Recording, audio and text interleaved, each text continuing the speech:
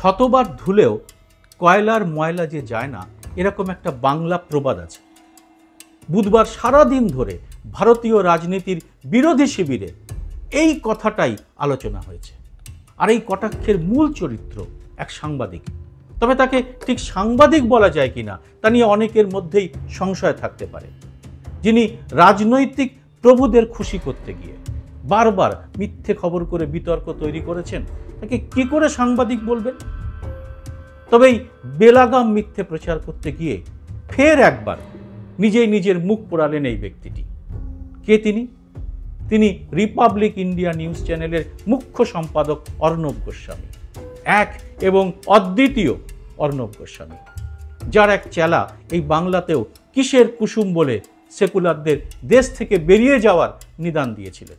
এবার কি মিথ্যে খবর করে ফেঁসেছেন অর্ণব? রাহুল গান্ধী তথা গান্ধী পরিবারের বদনাম করতে গিয়ে একেবারে ডাহা মিথ্যে খবর প্রচার করেছিলেন তিনি।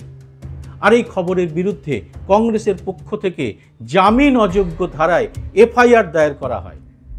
আজকের এই ছোট্ট এপিসোডটিতে এই ঘটনাটি আপনাদের সামনে আনব।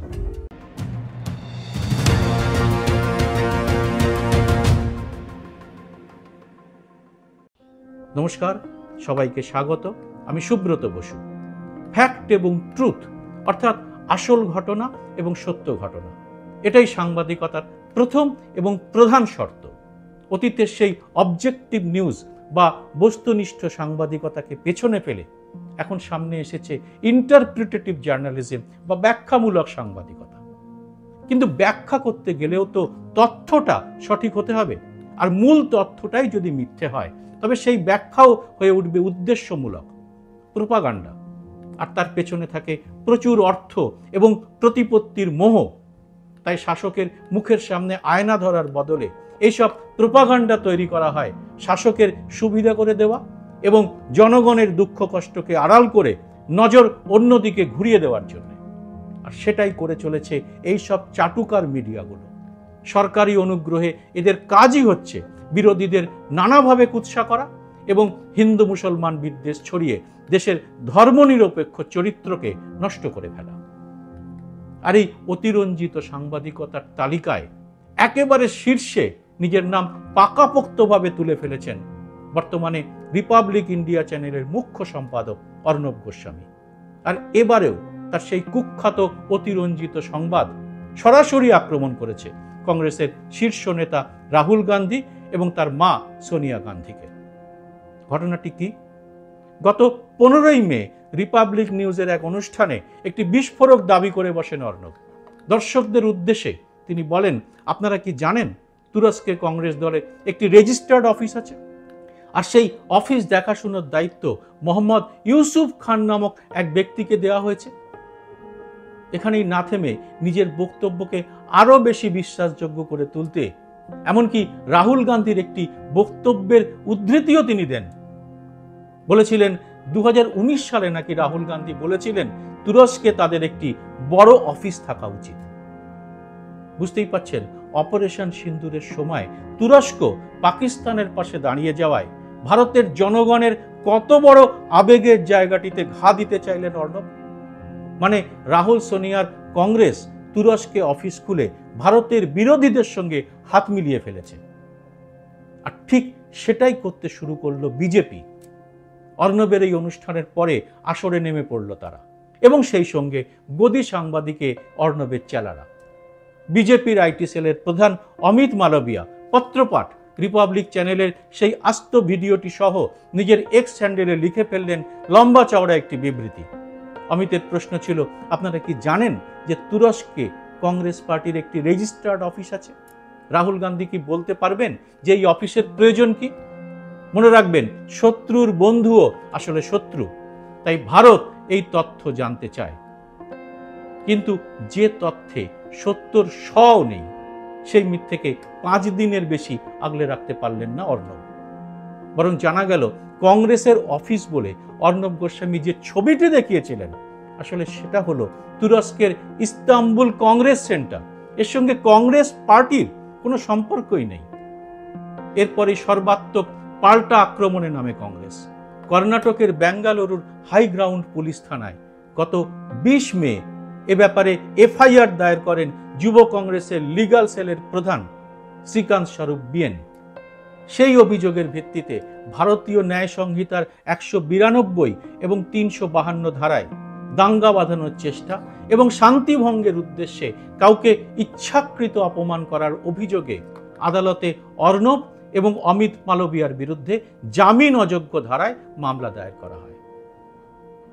যদিও ততদিনে বিপদ বুঝে ওই অনুষ্ঠানের ভিডিওটিকে রিপাবলিক ইন্ডিয়ার আর্কাইভ সহ যাবতীয় প্ল্যাটফর্ম থেকে মুছে দেওয়া হয়েছে, ক্ষমা চাওয়া হয়েছে চ্যানেলেও। আর এই বিতর্কে আপাতত মুখে কুলু পেটেছেন বিজেপির আইটি সেলের প্রধান অমিত মালব্য। যদিও অর্ণবের এই কাণ্ডই প্রথম নয়, এর আগেও মিথ্যে এবং অতিরঞ্জিত সংবাদ পরিবেশনের দায়ে অভিযুক্ত হয়ে এভাবে ক্ষমা চাওয়ার নিদর্শন রেখেছেন তিনি। 2016 সালে দ্য এনার্জি অ্যান্ড রিসোর্সেস ইনস্টিটিউটের তৎকালীন ভাইস চেয়ারম্যান প্রয়াত আর.কে. পচৌরির দায়ের করা মামলায় দিল্লি হাইকোর্টে হলফনামা দিয়ে নিঃশর্ত ক্ষমা চাওয়ার আর্জি জানিয়েছিলেন অর্ণব। তবে তখন তিনি ছিলেন টাইমস নাও চ্যানেলে। একটি যৌন হেনস্থা সংক্রান্ত অভিযোগে আর.কে. পচৌরির সম্পর্কে একটি খবর করেছিল টাইমস নাও সহ একাধিক সংবাদ মাধ্যম। দিল্লির একটি আদালতে সেই সংক্রান্ত শুনানির সময় বিচারপতির নির্দেশ ছিল মামলা চলাকালীন পচৌরির বিরুদ্ধে কোনো মন্তব্য করা যাবে না। কিন্তু অর্ণব সহ কয়েকটি প্রতিষ্ঠানের সাংবাদিকরা আদালতের সেই নির্দেশ উড়িয়ে ওই মামলার বেশ কিছু খবর প্রচার করেন। এর বিরুদ্ধে দিল্লি হাইকোর্টে মামলা করেন পচৌরি। তিনি দাবি করেন তিনি মিডিয়ার ট্রায়ালের শিকার, কারণ কোনো রকম অনুসন্ধান না করে শুধুমাত্র তার মানহানি করতেই এই সমস্ত খবর প্রচার করা হয়েছিল। সেবারেও আদালত অবমাননার খাঁড়া নেমে আসার আশঙ্কায় আইনজীবী মারফত দিল্লি হাইকোর্টে ক্ষমা চাওয়ার আর্জি জানিয়েছিলেন অর্ণব গোস্বামী।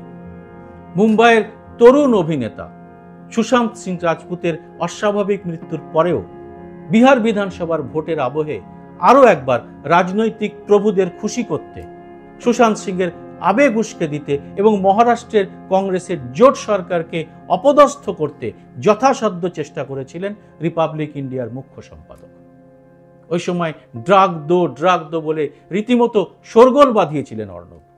রাজনৈতিক পর্যবেক্ষকদের মতে বিহার ভোটের আগে মূলত বিহারিদের আবেগ উস্কে দিতেই ওই ঘটনায় সুশান্তের বাঙালি বান্ধবী রিয়া চক্রবর্তী সম্পর্কে বিজেপিও একযোগে নানা কুৎসা চালিয়েছিল। যদিও সম্প্রতি আদালতে বেকসুর খালাস পেয়েছেন রিয়া, সিবিআইও মামলাটি বন্ধ করে দিয়েছে।